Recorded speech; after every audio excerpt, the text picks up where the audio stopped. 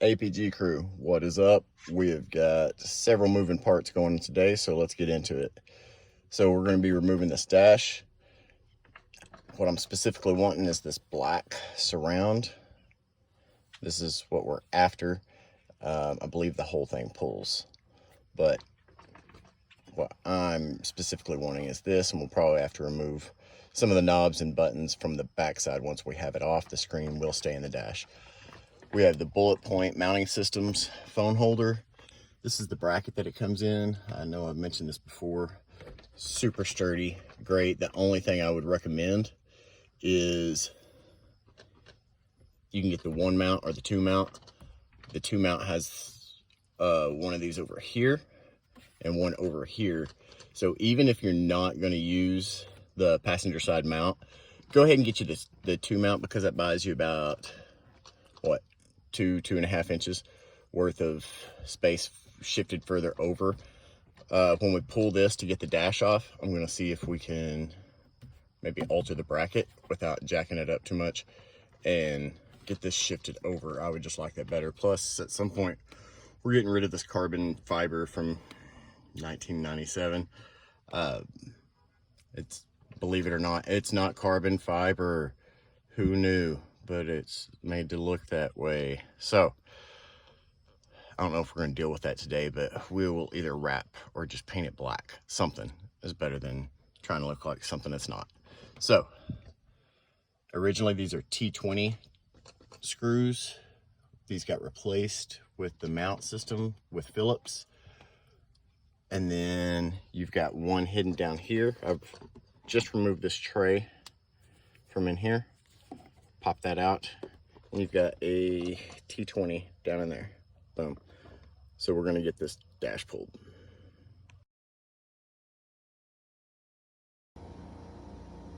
Finally, 3 tries, and probably a few hours later at this point. Overall, not bad. There's little tiny wrinkles and things that I wish was better, but we did get the Kryptek Typhon. This is the vinyl from Metro Restyling. Trying to look around. It is 3M Control Tack. Kryptek Typhon, which is the black. It looks pretty close to the Kryptek Raid, which is a gray, but it's going to be, the Raid is more dominant in this, where if you actually look at the whole sheet, the Typhon has much more black elements to it, and then it has the gray. Anyway, had some issues getting this going. Couldn't find anything on how to actually get these removed. That was fun.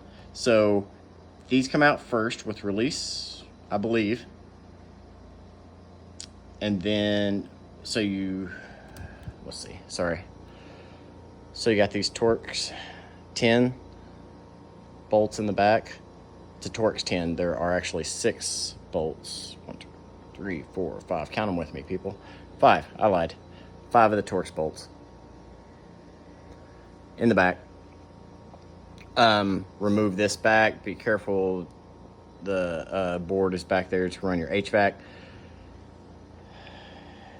And I believe there were supposed to be clips with this. I kind of pushed and pulled on it till it popped. Luckily did not break anything, thank God.